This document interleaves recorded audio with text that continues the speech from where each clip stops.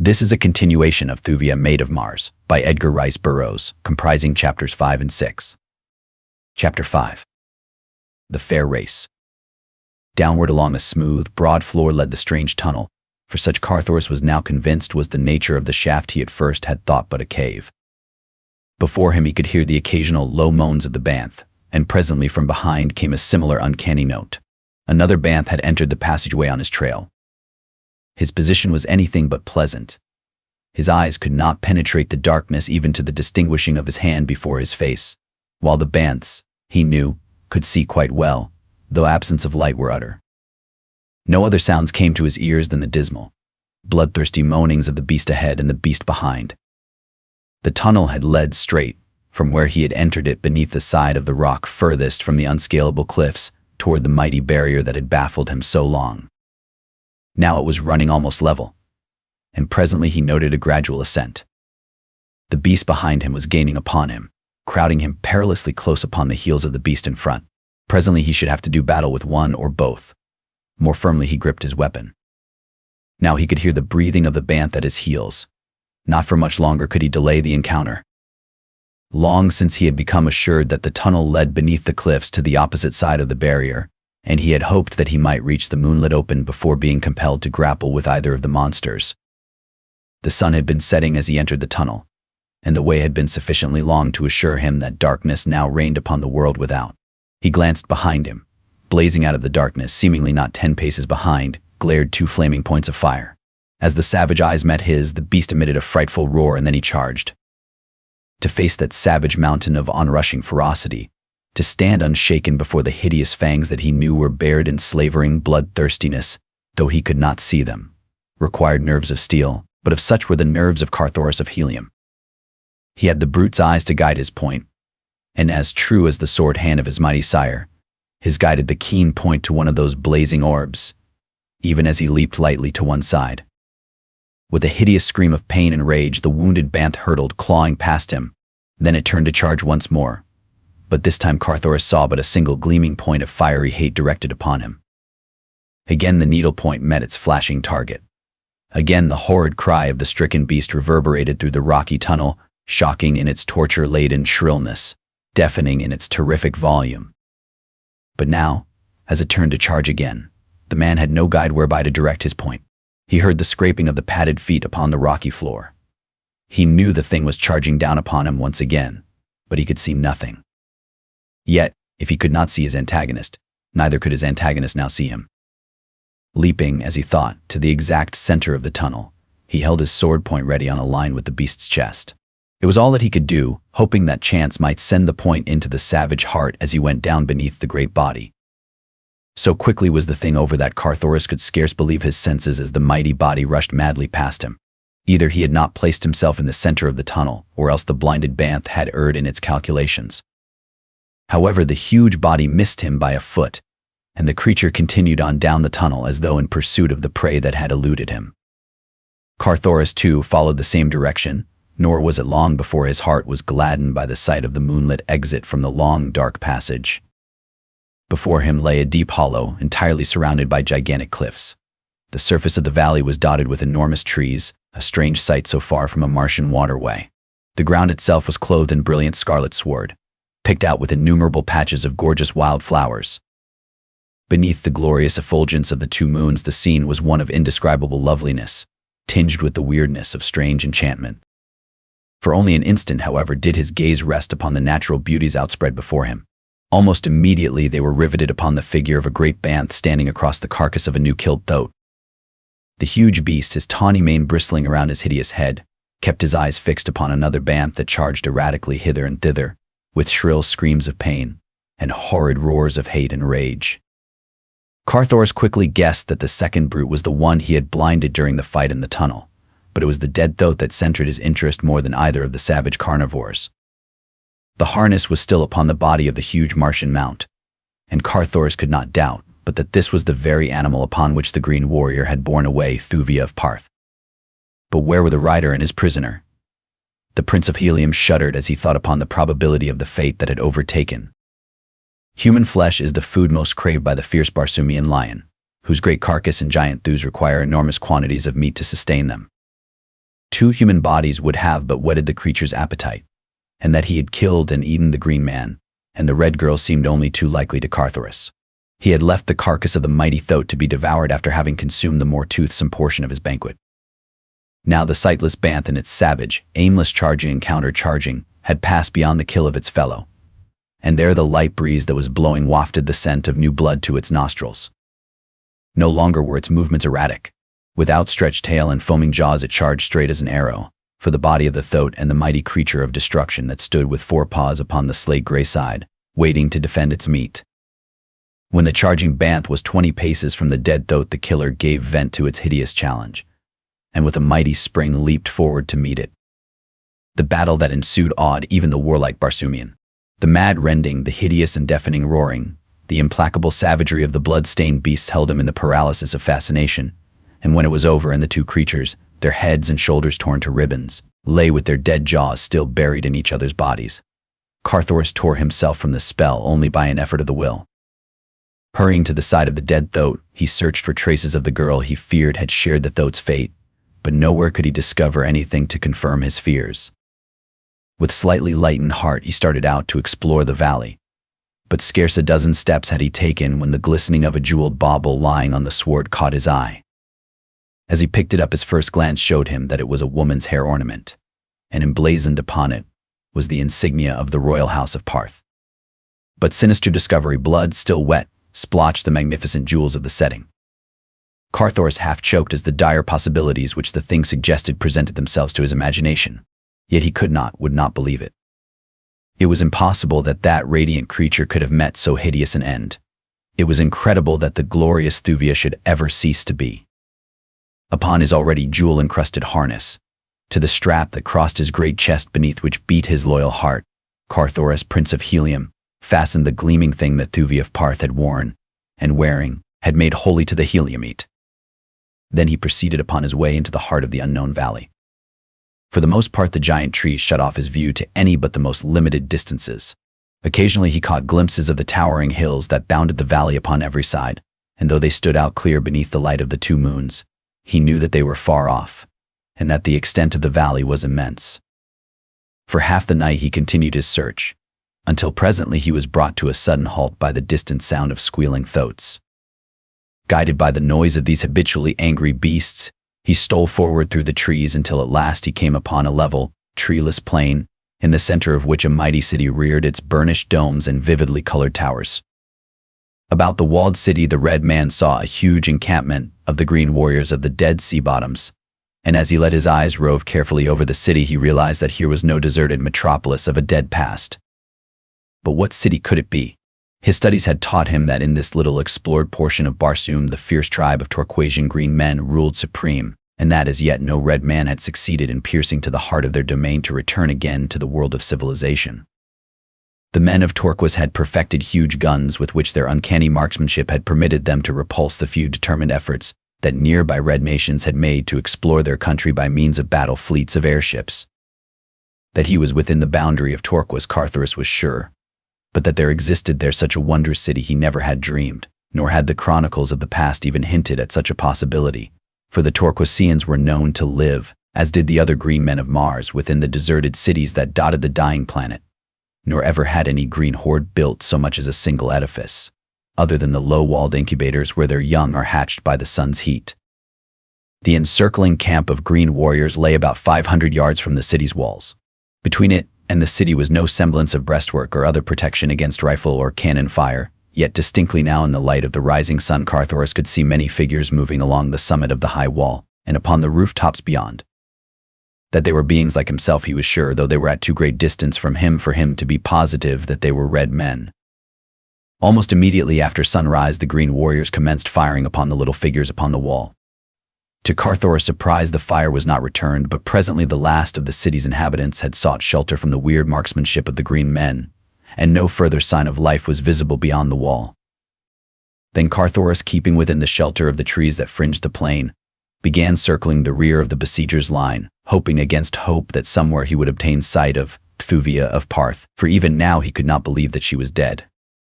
That he was not discovered was a miracle, for mounted warriors were constantly riding back and forth from the camp into the forest, But the long day wore on, and still he continued his seemingly fruitless quest, until near sunset he came opposite a mighty gate in the city's western wall. Here seemed to be the principal force of the attacking horde.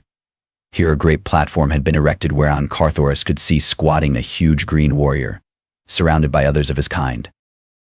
This, then, must be the notorious Edgar Jeddak of Torquas, the fierce old ogre of the southwestern hemisphere, as only for a Jeddak are platforms raised in temporary camps or upon the march by the green hordes of Barsoom.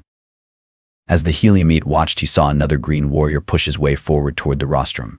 Beside him he dragged a captive, and as the surrounding warriors parted to let the two pass, Carthoris caught a fleeting glimpse of the prisoner. His heart leaped in rejoicing. Thuvia of Parth still lived. It was with difficulty that Carthoris restrained the impulse to rush forward to the side of the Patarthian princess, but in the end his better judgment prevailed, for in the face of such odds he knew that he should have been but throwing away, uselessly, any future opportunity he might have to succor her. He saw her dragged to the foot of the rostrum. He saw Edgar address her. He could not hear the creature's words, nor Thuvia's reply, but it must have angered the green monster, for Carthoris saw him leap toward the prisoner, striking her a cruel blow across the face with his metal-banded arm. Then the son of John Carter, Jeddak of Jeddaks, warlord of Barsoom, went mad. The old blood-red haze through which his sire had glared at countless foes floated before his eyes. His half-earthly muscles, responding quickly to his will, sent him in enormous leaps and bounds toward the green monster that had struck the woman he loved. The Torquasians were not looking in the direction of the forest. All eyes had been upon the figures of the girl and their Jeddak, and loud was the hideous laughter that rang out in appreciation of the wit of the Green Emperor's reply to his prisoner's appeal for liberty. Carthoris had covered about half the distance between the forest and the green warriors, when a new factor succeeded in still further directing the attention of the latter from him. Upon a high tower within the beleaguered city a man appeared. From his upturned mouth there issued a series of frightful shrieks, uncanny shrieks that swept, shrill and terrifying, across the city's walls, over the heads of the besiegers, and out across the forest to the uttermost confines of the valley. Once, twice, thrice the fearsome sound smote upon the ears of the listening green men, and then far, far off across the broad woods came sharp and clear from the distance an answering shriek. It was but the first. From every point rose similar savage cries until the world seemed to tremble to their reverberations. The green warriors looked nervously this way and that. They knew not fear, as earthmen may know it, but in the face of the unusual their wonted self-assurance deserted them. And then the great gate in the city wall opposite the platform of Edgar swung suddenly wide. From it issued as strange a sight as Carthoris ever had witnessed, though at the moment he had time to cast but a single fleeting glance at the tall bowmen emerging through the portal behind their long, oval shields, to note their flowing auburn hair, and to realize that the growling things at their side were fierce Barsoomian lions. Then he was in the midst of the astonished Torquasians. With drawn long sword he was among them, and to Thuvia of Parth, whose startled eyes were the first to fall upon him, it seemed that she was looking upon John Carter himself. So strangely similar to the fighting of the father was that of the son. Even to the famous fighting smile of the Virginian was the resemblance true, and the sword arm. Ah, the subtleness of it, and the speed. All about was turmoil and confusion. Green warriors were leaping to the backs of their restive, squealing thoats. Callets were growling out their savage gutturals, whining to be at the throats of the oncoming foemen. Tharban and another by the side of the rostrum had been the first to note the coming of Carthoris, and it was with them he battled for possession of the Red Girl, while the others hastened to meet the host advancing from the beleaguered city. Carthoris sought both to defend Thuvia of Parth and reach the side of the hideous Edgar, that he might avenge the blow the creature had struck the girl. He succeeded in reaching the rostrum, over the dead bodies of two warriors who had turned to join Tharban and his companion in repulsing this adventurous red man, just as Edgar was about to leap from it to the back of his throat. The attention of the green warriors turned principally upon the bowmen advancing upon them from the city, and upon the savage bands that paced beside them, cruel beasts of war, infinitely more terrible than their own savage callets. As Carthoris leaped to the rostrum he drew Thuvia up beside him, and then he turned upon the departing Jeddak with an angry challenge and a sword thrust. As the Heliumite's point pricked his green hide, Edgar turned upon his adversary with a snarl, but at the same instant two of his chieftains called to him to hasten, for the charge of the fair-skinned inhabitants of the city was developing into a more serious matter than the Torquasians had anticipated. Instead of remaining to battle with the Red Man, Horton promised him his attention after he had disposed of the presumptuous citizens of the walled city, and, leaping astride his thoat, galloped off to meet the rapidly advancing bowmen. The other warriors quickly followed their jeddak, leaving Thuvia and Carthoris alone upon the platform. Between them and the city raged a terrific battle. The fair-skinned warriors, armed only with their long bows and a kind of short-handled war axe, were almost helpless beneath the savage-mounted green men at close quarters, but at a distance their sharp arrows did fully as much execution as the radium projectiles of the green men. But if the warriors themselves were outclassed, not so their savage companions, the fierce bands. Scarce had the two lines come together when hundreds of these appalling creatures had leaped among the Torquasians, dragging warriors from their thoats, dragging down the huge thoats themselves, and bringing consternation to all before them. The numbers of the citizenry, too, was to their advantage, for it seemed that scarce a warrior fell but his place was taken by a score more. In such a constant stream did they pour from the city's great gate.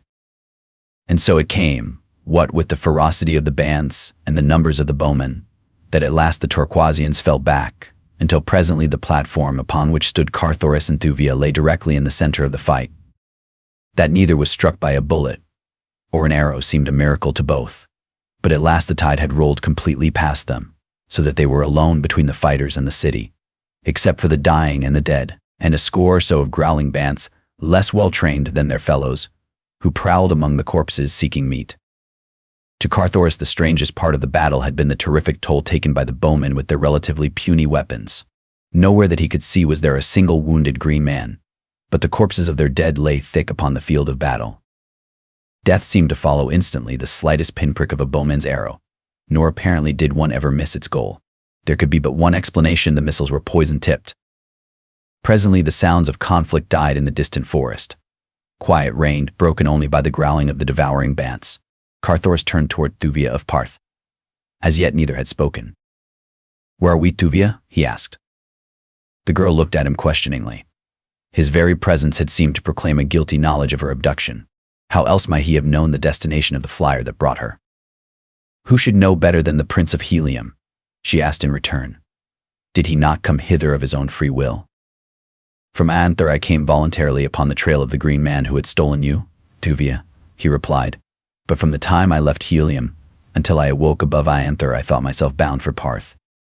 "It had been intimated that I had guilty knowledge of your abduction," he explained simply, "and I was hastening to the jeddak, your father, to convince him of the falsity of the charge, and to give my service to your recovery. Before I left Helium, someone tampered with my compass so that it bore me to Anther instead of to Parth. That is all. You believe me." "But the warriors who stole me from the garden," she exclaimed. "After we arrived at Anther, they wore the metal of the Prince of Helium. When they took me, they were trapped in Dusarian harness. There seemed but a single explanation. Whoever dared the outrage wished to put the onus upon another, should he be detected in the act. But once safely away from Tarth, he felt safe in having his minions return to their own harness." "You believe that I did this thing, Thuvia?" he asked. "Ah, Carthoris," she replied sadly, "I did not wish to believe it, but when everything pointed to you, even then I would not believe it." "I did not do it, Thuvia," he said. "But let me be entirely honest with you. As much as I love your father, as much as I respect Kulin Tith, to whom you are betrothed, as well as I know the frightful consequences that must have followed such an act of mine, hurling into war, as it would, three of the greatest nations of Barsum yet, notwithstanding all this, I should not have hesitated to take you thus, Thuvia of Parth, had you even hinted that it would not have displeased you. But you did nothing of the kind, and so I am here, not in my own service, but in yours and in the service of the man to whom you are promised, to save you for him, if it lies within the power of man to do so," he concluded, almost bitterly. Thuvia of Parth looked into his face for several moments. Her breast was rising and falling as though to some resistless emotion. She half took a step toward him. Her lips parted as though to speak swiftly and impetuously. And then she conquered whatever had moved her. "The future acts of the Prince of Helium," she said coldly, "must constitute the proof of his past honesty of purpose." Carthoris was hurt by the girl's tone, as much as by the doubt as to his integrity which her words implied. He had half hoped that she might hint that his love would be acceptable. Certainly there was due him at least a little gratitude for his recent acts in her behalf, but the best he received was cold skepticism. The Prince of Helium shrugged his broad shoulders. The girl noted it, and the little smile that touched his lips so that it became her turn to be hurt. Of course she had not meant to hurt him. He might have known that after what he had said she could not do anything to encourage him. But he need not have made his indifference quite so palpable. The men of Helium were noted for their gallantry, not for boorishness. Possibly it was the earth blood that flowed in his veins. How could she know that the shrug was but Carthor's way of attempting, by physical effort, to cast blighting sorrow from his heart, or that the smile upon his lips was the fighting smile of his father with which the son gave outward evidence of the determination he had reached to submerge his own great love in his efforts to save Thuvia of Parth for another, because he believed that she loved this other? He reverted to his original question. "Where are we?" he asked. "I do not know." "Nor I," replied the girl. "Those who stole me from Tar spoke among themselves of Anther, so that I thought it possible that the ancient city to which they took me was that famous ruin, but where we may be now I have no idea." "When the bowmen return we shall doubtless learn all that there is to know," said Carthoris. "Let us hope that they prove friendly. What race may they be? Only in the most ancient of our legends, and in the mural paintings of the deserted cities of the dead sea bottoms are depicted such a race of auburn-haired, fair-skinned people. Can it be that we have stumbled upon a surviving city of the past which all Barsoom believes buried beneath the ages?" Thuvia was looking toward the forest into which the green men and the pursuing bowmen had disappeared. From a great distance came the hideous cries of bants, and an occasional shot. "It is strange that they do not return," said the girl. "One would expect to see the wounded limping or being carried back to the city," replied Carthoris with a puzzled frown. "But how about the wounded nearer the city? Have they carried them within?" Both turned their eyes toward the field between them and the walled city, where the fighting had been most furious. There were the bants, still growling about their hideous feast. Carthoris looked at Thuvia in astonishment. Then he pointed toward the field. "Where are they?" he whispered. "What has become of their dead and wounded?" Chapter 6. The Jeddak of Lothar. The girl looked her incredulity. "They lay in piles," she murmured. "There were thousands of them but a minute ago." "And now," continued Carthoris, "there remain but the bants and the carcasses of the green men." "They must have sent forth and carried the dead bowmen away while we were talking," said the girl. "It is impossible," replied Carthoris. "Thousands of dead lay there upon the field but a moment since. It would have required many hours to have removed them. The thing is uncanny." "I had hoped," said Thuvia, "that we might find an asylum with these fair-skinned people. Notwithstanding their valor upon the field of battle, they did not strike me as a ferocious or warlike people. I had been about to suggest that we seek entrance to the city, but now I scarce know if I care to venture among people whose dead vanish into thin air." "Let us chance it," replied Carthoris. "We can be no worse off within their walls than without. Here we may fall prey to the bants or the no less fierce Turquoisians. There, at least, we shall find beings molded after our own images. All that causes me to hesitate," he added, "is the danger of taking you past so many bants. A single sword would scarce prevail were even a couple of them to charge simultaneously." "Do not fear on that score," replied the girl, smiling. "The bants will not harm us." As she spoke she descended from the platform, and with Carthoris at her side stepped fearlessly out upon the bloody field in the direction of the walled city of mystery. They had advanced but a short distance when a banth, looking up from its gory feast, descried them. With an angry roar the beast walked quickly in their direction, and at the sound of its voice a score of others followed its example. Carthoris drew his long sword. The girl stole a quick glance at his face. She saw the smile upon his lips, and it was as wine to sick nerves, for even upon warlike Barsoom, where all men are brave, woman reacts quickly to quiet indifference to danger, to deviltry that is without bombast. "You may return your sword," she said. "I told you that the bants would not harm us. Look." And as she spoke she stepped quickly toward the nearest animal. Carthoris would have leaped after her to protect her, but with a gesture she motioned him back. He heard her calling to the bants in a low, sing-song voice that was half purr. Instantly the great heads went up and all the wicked eyes were riveted upon the figure of the girl. Then, stealthily, they commenced moving toward her. She had stopped now and was standing waiting them. One, closer to her than the others, hesitated. She spoke to him imperiously, as a master might speak to a refractory hound. The great carnivore let its head droop, and with tail between its legs came slinking to the girl's feet, and after it came the others, until she was entirely surrounded by the savage man-eaters. Turning, she led them to where Carthoris stood. They growled a little as they neared the man, but a few sharp words of command put them in their places. "How do you do it?" exclaimed Carthoris. Your father once asked me that same question in the galleries of the golden cliffs within the Ots Mountains, beneath the temples of the Therans. I could not answer him, nor can I answer you. I do not know whence comes my power over them, but ever since the day that Satyr Throg threw me among them in the banth pit of the holy Therns, and the great creatures fawned upon instead of devouring me, I ever have had the same strange power over them. They come at my call and do my bidding, even as the faithful Wula does the bidding of your mighty sire. With a word the girl dispersed the fierce pack. Roaring, they returned to their interrupted feast, while Carthoris and Thuvia passed among them toward the walled city. As they advanced, the man looked with wonder upon the dead bodies of those of the green men that had not been devoured or mauled by the banths. He called the girl's attention to them. No arrows protruded from the great carcasses. Nowhere upon any of them was the sign of mortal wound, nor even slightest scratch or abrasion. Before the bowmen's dead had disappeared, the corpses of the Torquasians had bristled with the deadly arrows of their foes. Where had the slender messengers of death departed? What unseen hand had plucked them from the bodies of the slain? Despite himself, Carthoris could scarce repress a shudder of apprehension as he glanced toward the silent city before them.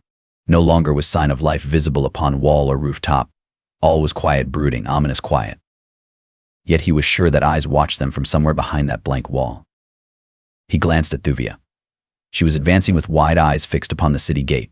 He looked in the direction of her gaze, but saw nothing. His gaze upon her seemed to arouse her as from a lethargy. She glanced up at him, a quick, brave smile touching her lips.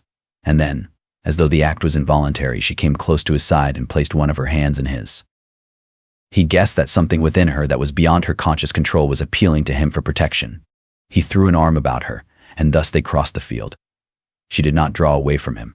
It is doubtful that she realized that his arm was there, so engrossed was she in the mystery of the strange city before them. They stopped before the gate. It was a mighty thing. From its construction, Carthoris could but dimly speculate upon its unthinkable antiquity.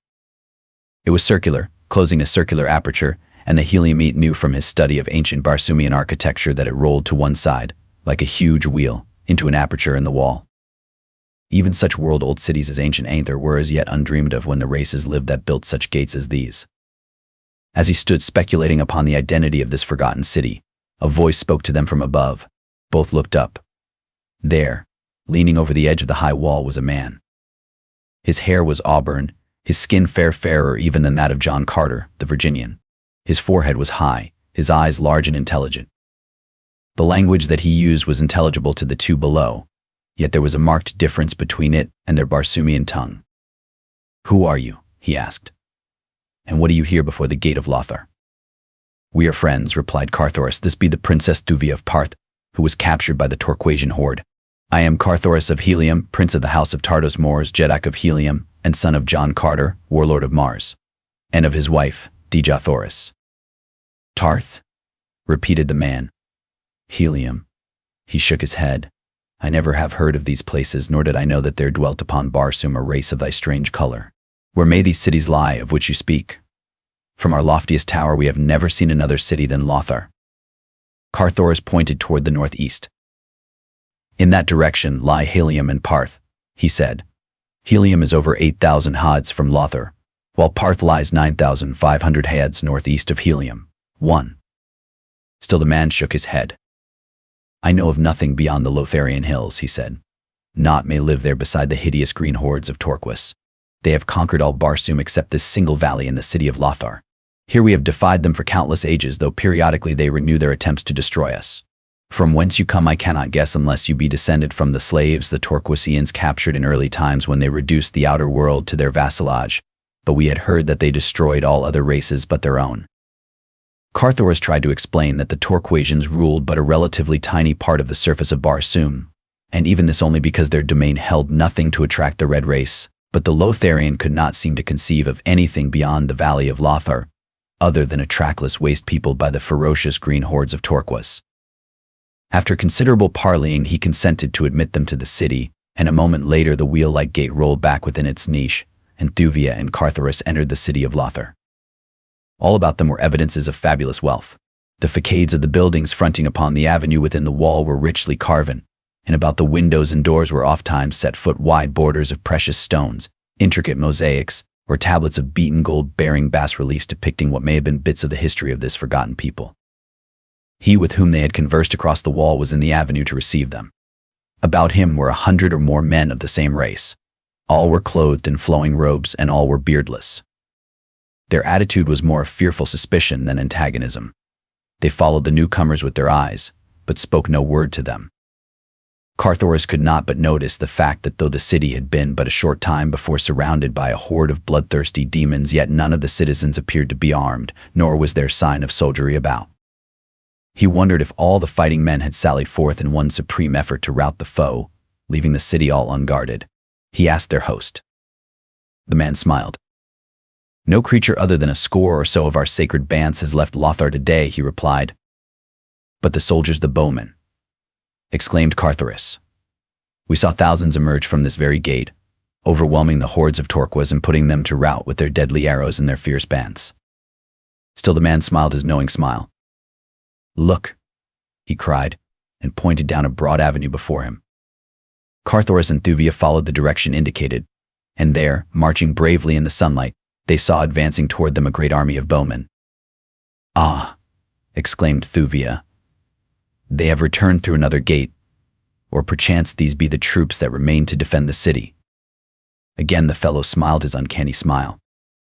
"There are no soldiers in Lothar," he said. "Look." Both Carthoris and Thuvia had turned toward him while he spoke, and now as they turned back again toward the advancing regiments their eyes went wide in astonishment, for the broad avenue before them was as deserted as the tomb. "And those who marched out upon the hordes today," whispered Carthoris, "they too were unreal?" The man nodded. "But their arrows slew the green warriors," insisted Thuvia. "Let us go before Tario," replied the Lotharian. "He will tell you that which he deems it best you know. I might tell you too much." "Who is Tario?" asked Carthoris. "Jeddak of Lothar," replied the guide, leading them up the broad avenue down which they had but a moment since seen the phantom army marching. For half an hour they walked along lovely avenues between the most gorgeous buildings that the two had ever seen. Few people were in evidence. Carthoris could not but note the deserted appearance of the mighty city. At last they came to the royal palace. Carthoris saw it from a distance, and guessing the nature of the magnificent pile, wondered that even here there should be so little sign of activity and life. Not even a single guard was visible before the great entrance gate, nor in the gardens beyond, into which he could see, was there sign of the myriad life that pulses within the precincts of the royal estates of the Red Jeddaks. "Here," said their guide, "is the palace of Tario." As he spoke, Carthoris again let his gaze rest upon the wondrous palace. With a startled exclamation he rubbed his eyes and looked again. No, he could not be mistaken. Before the massive gate stood a score of sentries. Within, the avenue leading to the main building was lined on either side by ranks of bowmen. The gardens were dotted with officers and soldiers moving quickly to and fro as though bent upon the duties of the minute. What manner of people were these who could conjure an army out of thin air? He glanced toward Thuvia. She too evidently had witnessed the transformation. With a little shudder she pressed more closely toward him. "What do you make of it?" she whispered. "It is most uncanny." "I cannot account for it," replied Carthoris, "unless we have gone mad." Carthoris turned quickly toward the Lotharian. The fellow was smiling broadly. "I thought that you just said that there were no soldiers in Lothar," said the Helium, with a gesture toward the guardsmen. "What are these?" "Ask Tario," replied the other. "We shall soon be before him." Nor was it long before they entered a lofty chamber, at one end of which a man reclined upon a rich couch that stood upon a high dais. As the trio approached, the man turned dreamy eyes sleepily upon them. 20 feet from the dais their conductor halted, and, whispering to Thuvia and Carthoris to follow his example, threw himself headlong to the floor. Then, rising to hands and knees, he commenced crawling toward the foot of the throne, swinging his head to and fro and wiggling his body, as you have seen a hound do when approaching its master. Thuvia glanced quickly toward Carthoris. He was standing erect, with high-held head and arms folded across his broad chest. A haughty smile curved his lips. The man upon the dais was eyeing him intently, and Carthoris of Helium was looking straight in the other's face. "Who be these, Jav?" asked the man of him who crawled upon his belly along the floor. "O Tario, most glorious Jeddak," replied Jav, "these be strangers who came with the hordes of Torquas to our gates, saying that they were prisoners of the Green Men. They tell strange tales of cities far beyond Lothar." "Arise, Jav," commanded Tario, "and ask these two why they show not to Tario the respect that is his due." Jav arose and faced the strangers. At sight of their erect positions his face went livid. He leapt toward them. "Creatures," he screamed, "down, down upon your bellies before the last of the Jedeks of Barsoom." 1. On Barsoom, the ad is the basis of linear measurement. It is the equivalent of an earthly foot, measuring about 11.694 earth inches. As has been my custom in the past, I have generally translated Barsoomian symbols of time, distance, etc. into their earthly equivalent, as being more easily understood by earth readers. For those of a more studious turn of mind, it may be interesting to know the Martian table of linear measurement, and so I give it here. 10 sofads equals 1 ad 200 ads equals 1 had 100 hads equals 1 karad 360 karads equals 1 circumference of Mars at equator. A had, or Barsoomian mile, contains about 2,339 earth feet. A karad is 1 degree. A sofad about 1.17 earth inches. This concludes the third part of 6 total of Thuvia, Maid of Mars, by Edgar Rice Burroughs, produced by Best Audiobooks for free.